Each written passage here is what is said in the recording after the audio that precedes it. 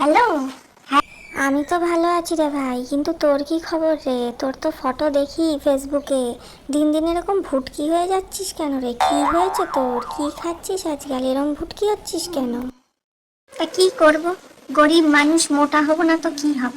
গরিব মানুষ, বাড়িতে ফ্রিজ নেই। কেমন কথা বলিস? গরিব মানুষ, বাড়িতে ফ্রিজ নেই, তার সাথে মোটা হওয়ার কি সম্পর্ক? আরে বাবা, তোদের বাড়ি যখন খাবার দাবার এক্সট্রা হয় তখন তোরা কি করিস? ফ্রিজে রেখে দিস।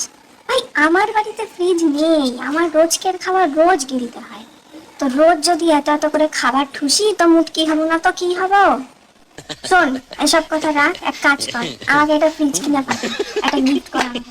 আর এই যে আপনারা যারা আমার ভিডিওটা দেখছেন তারাও তো একটা ফ্রিজ কিনে পাঠাতে পারেন। না না, আমি একদম খারাপ ভাববো না, একদম কিচ্ছু মনে করবো না। আপনারা একদম আমাকে একটা নতুন ফ্রিজ কিনে গিফট করতেই পারেন, আমার তাতে একদম খারাপ লাগবে না।